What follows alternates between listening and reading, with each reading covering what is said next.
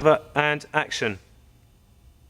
And here we are in Studio One, the largest television studio in the whole of Europe. We did think it was the largest one in the world, but there's one in Sao Paulo in Brazil. It's a lot bigger than this one. This one is 10,000 square feet.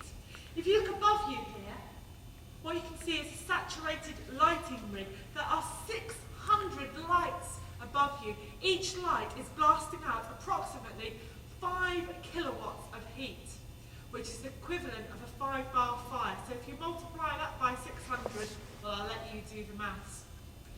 This rig, unlike theatre... Okay. And action. And here we are in Studio One, the largest television studio in the whole of Europe. We did think it was the largest one in the world, but there's one in Sao Paulo in Brazil that houses Brazilian soap opera, which is a lot larger. Well, here we are in Studio One. We've made it the largest television studio in the whole of Europe. We did think it was the largest one in the world, but there's one in Sao Paulo in Brazil that is much bigger than this, that houses Brazilian soap opera. This studio is 10,000 square feet. If you look above you, you will see 600 lights. Each light blasts out approximately 5 kilowatts of heat. That's the equivalent of a 5-bar fire. Multiply that by 600, and well, you can do the maths yourselves. This rig is called a saturated lighting rig. This means you can light any area in the studio that you so wish. Over here we have a console that operates the lighting rig. At the press of these buttons, the whole rig comes down to floor level and is operated from floor level. Cut.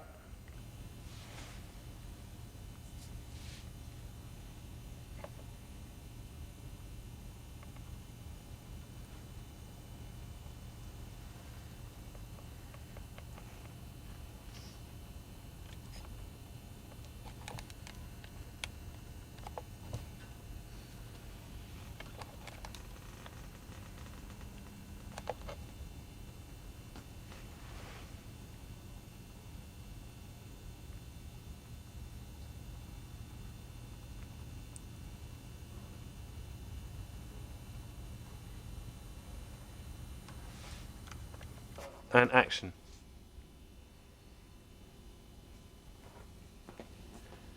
And here we have the lighting console that operates all of the lights. Okay, cut. Action. And here we have the lighting console that operates all the lights from above us. At a flick of a switch, the light will come down to the floor. Action. And here we have the lighting console that operates all the lights above us. At a flick of a switch, we can operate the lights so that they come down to floor level, and we can change the light. On one side there is a spotlight, a very harsh light, and on the other side there is a very soft light with the grill. Okay, cut. Action. And here we have the lighting console that operates all the lights above us. At a flick of a switch, the light will come down to ground floor level, and we can adjust it so we can get it exactly how we want it. On one side, Cut. and here we have the lighting console that operates all of the lights above us. At a flick of a switch, we can bring the light down to ground floor level and move it so it's exactly placed exactly where we want it to light our set. Action. And here we have the lighting console that operates all the lights above us. At a flick of a switch, we can bring the lights up or down. Anyway, Action. that's what it's all about, isn't it? You can see your hand. Do it again. Okay, action.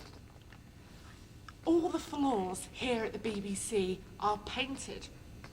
This surface is a rubberized surface so that it can be painted and then washed off at the end of the day. The floor is the first thing to go down in the morning and the last thing to be washed off at night. Has anyone ever watched Only Fools and Horses and Del Boy Trotter? Well, all of those carpets in his flat are actually painted on. So there you go, you learn something new every day. and action. So, oh God, all the floors at the BBC are painted. All the floors here at the BBC are painted on. They're the first thing to be painted on in the morning. Cut. Well, and action.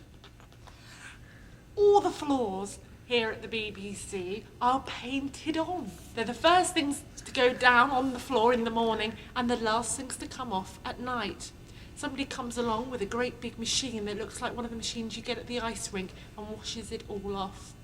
Live and Kicking, significantly, has a different floor every single week in order to keep it cool and trendy and up to date.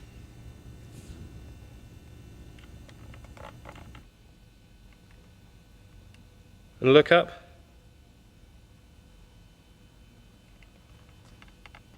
Action.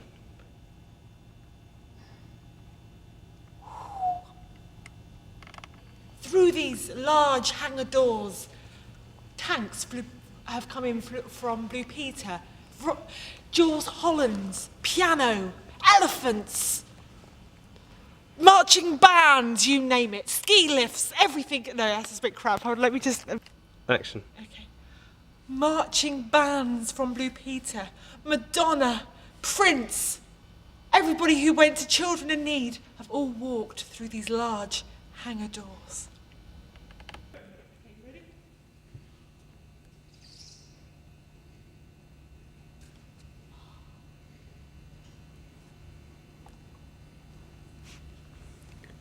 Can we have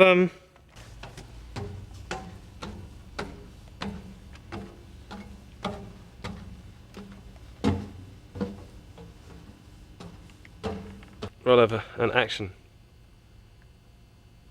All the large BBC dramas such as I, Claudius, Elizabeth R, all the big charity events like Children in Need, Red Noses, have all come from this studio here. Wow. Okay. This rail running around the studio is called a cyclorama rail, and from which black cloths, white cloths, painted scenic artist cloths cover the grotty walls and create the space. Black cloths generally create a more intimate space, whereas white cloths, such as the one over there, create a more wide, open expanse.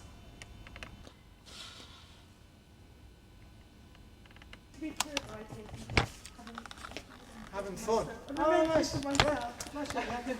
Good. Yeah. Might as well. Yes, the problem is it's locked. We're going to need a technician to open it.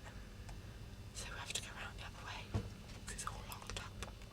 Because there's millions of pounds worth of equipment in there.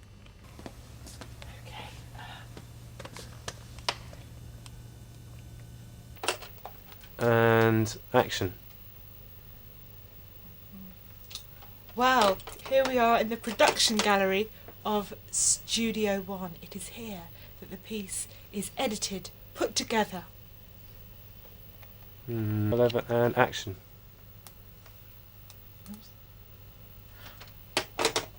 Welcome to Studio One's production gallery. It is here that the production is edited, put together like pieces from a jigsaw puzzle. Roll over and action. Behind me, that's a bit naff, isn't it? That's good. Does it look alright? Okay, still rolling. Action. Behind me is a bank of monitors. It looks a bit like a bad day at Dixon's. These can be set up in any way your production team so wish, but there is an industry standard that normally does apply. On this side here, you'll have your outside broadcasts, your journalist on the street. On the middle screens here, you'll have your cameras connected to the studio floor. And on this side here, you'll have your still images and your extra VT image. But the most important screen of all is this screen. Ta-da! The transmission screen, your final Okay, end sorry, product. but you're just out of shot there. Okay, so I'm going to tell you an action. Behind me is a bank of monitors. Okay, we'll do it again because you did it too quick. Roll over and action. Behind Behind me is a bank of monitors. Looks a bit like a bad day at Dixon's. These can be set up in any way that you, the production team, so wish, but there is normally an industry standard that does apply. On this side here, you'll have your outside broadcast, your journalist on the street.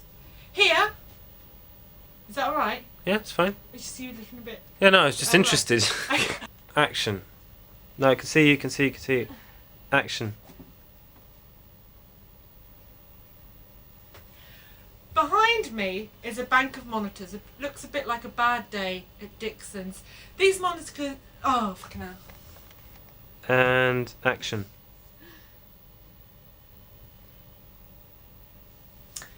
Behind me is a bank of monitors. It looks a bit like a bad day at Dixon's. These can be set up in any way that you, the production team, so wish, but there is normally an industry standard that does apply. On this side here, you have your outside broadcast, for instance, your man on the street. On the centre cameras, underneath here, you'll have the cameras attached to the studio floor. And on this side here, you'll have your still images and your extra VT material. But the most important screen of all is this screen, the transmission screen. This is your final end product after weeks and weeks of hard work by the production team. These two screens here are called the preview screens, and they line up the shots for this main transmission screen here.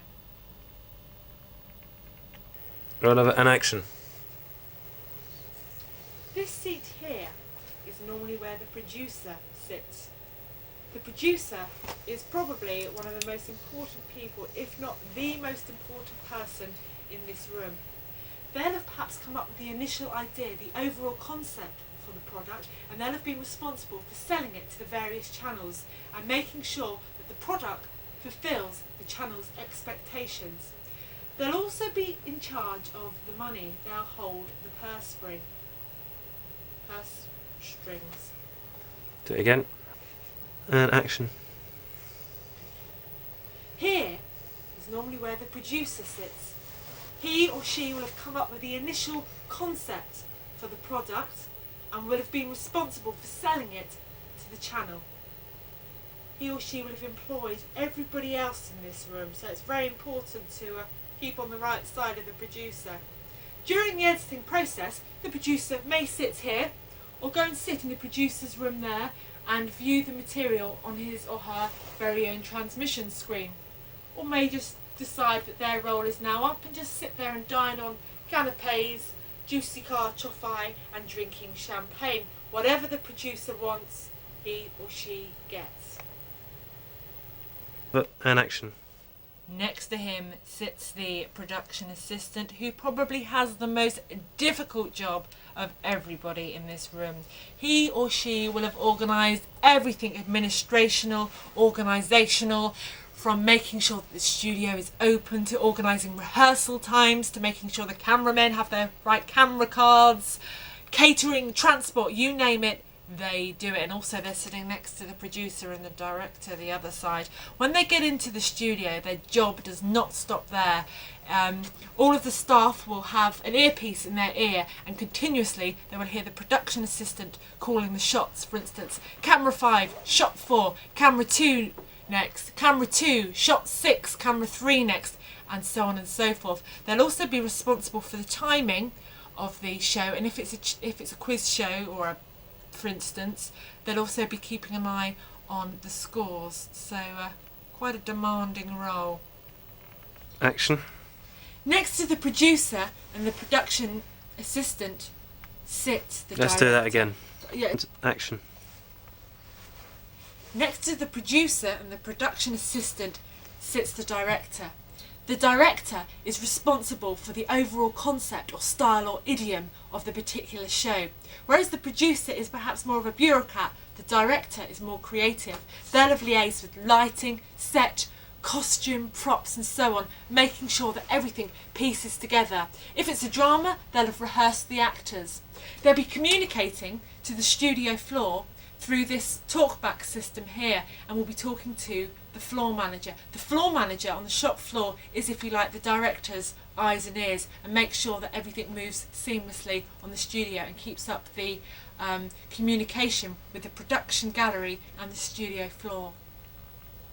Here is where... No, that's too fast. Okay. And action. Here is where the vision mixer sits, operating Concorde. Not really. Apparently it's a lot easier than it looks. Sometimes you might have a couple of vision mixers if there's a lot of shot changes.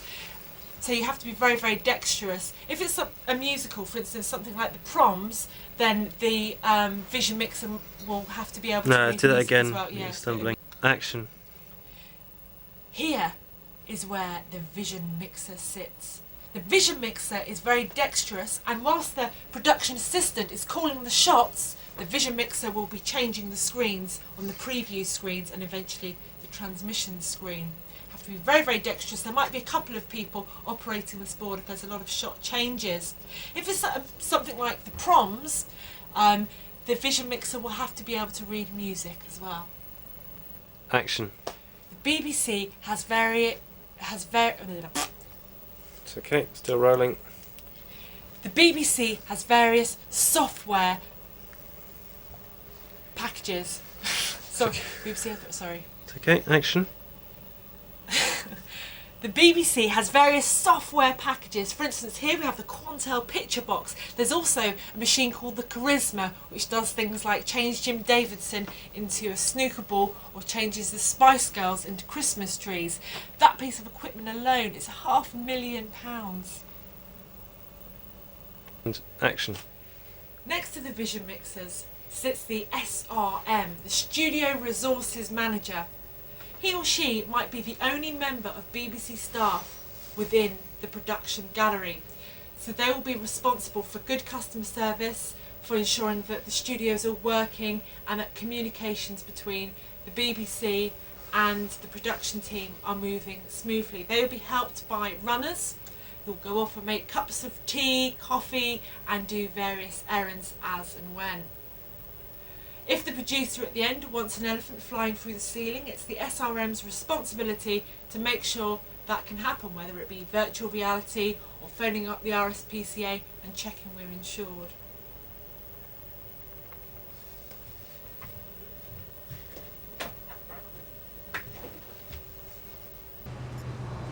And action. And here we are sitting on the set of Blue Peter, the longest running children's programme in the world. Started in a very limited way back in the 1950s, just a quarter of an hour a week. Little girls were shown dollies, little boys shown how to play with train sets. But since then, Blue Peter has come a very cut. long way. And action. And here we are in Studio 4 on the set of Blue Peter. Not really. We're actually in a massive hangar on the outside of the television centre where all the scenery is stored. Action. The sets themselves are actually made of plywood. Plywood is very easy to paint, easy to construct, and when it's finished with, it's actually thrown away because it's a lot cheaper to do that than to actually store it here in the hangar, and space is limited. Okay, cut. Action. Blue Peter, do you want me to say that? No, because action. Blue Peter is called Blue Peter after the flag that sailors used to hoist in the olden days to signify that they were going off on new and exciting adventures, rather like they did on Blue Peter. Whether it be parachuting or bungee jumping, you name it, the Blue Peter presenters do it.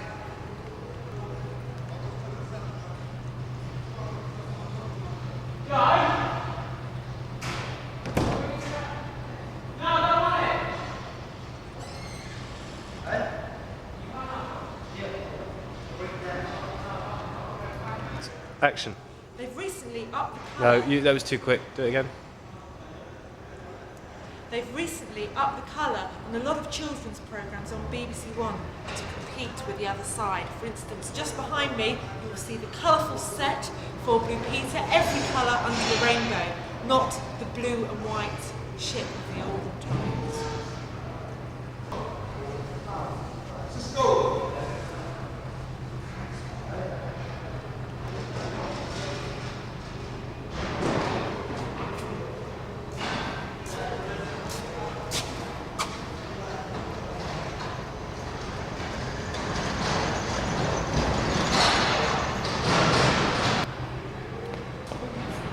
That's action's fine.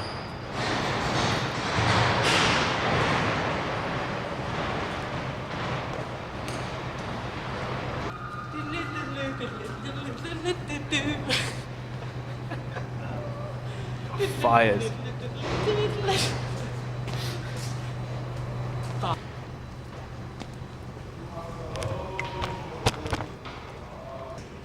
Action.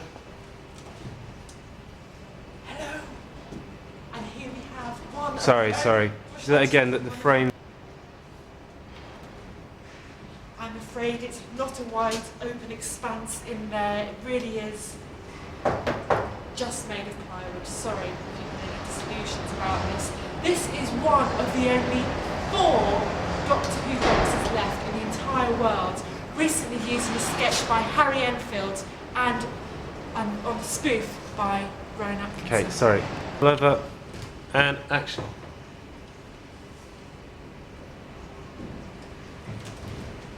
No, I'm afraid it's not a wide open expanse inside the Tardis, but it really is just an empty box made of plywood. That is just one of the 4 Doctor Who boxes left in the entire world, recently used on a spoof by Harry Enfield and a spoof also by Rowan Atkinson.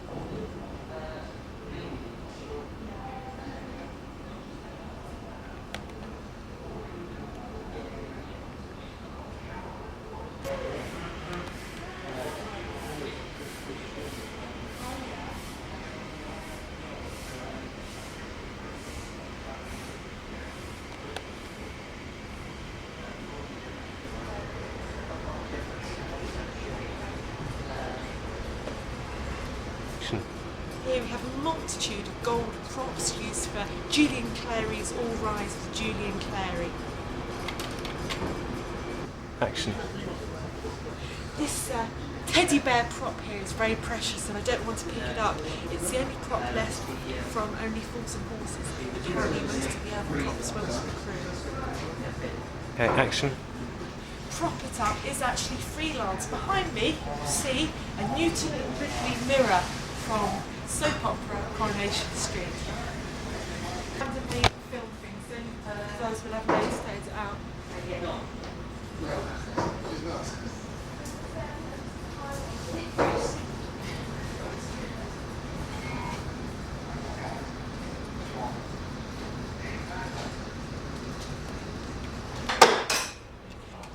here we have a plethora of lamps.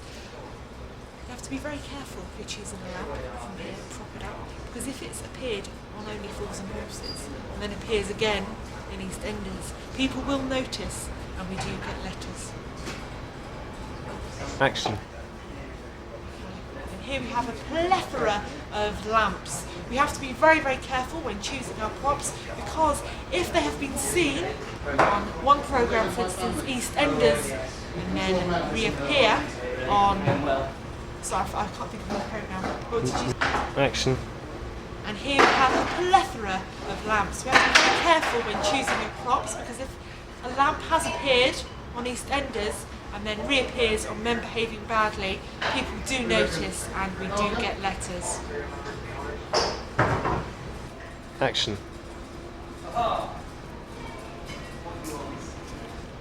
Action.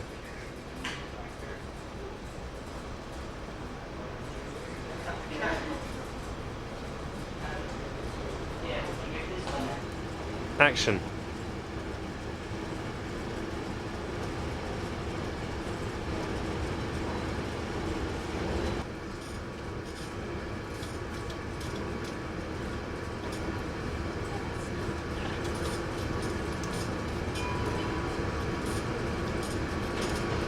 Oh, I know, I'll get a hoop. Should I do it really badly and get...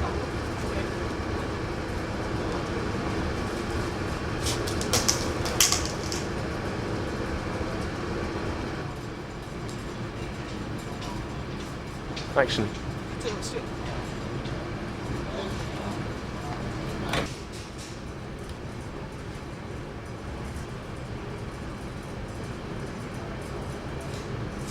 Keep going.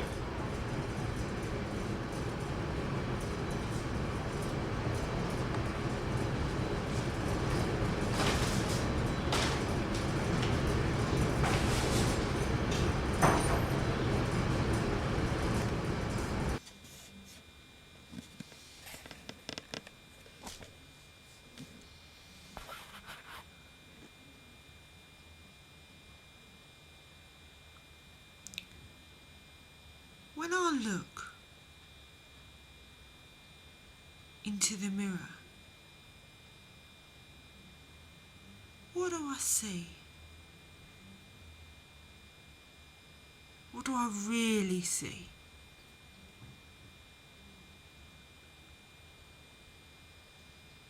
When I was stoned once, I looked into the mirror. I never got stoned again. And I saw this old face, this leathered elephant skin with little holes in it, and these green eyes like witches' eyes, and these airy eyebrows.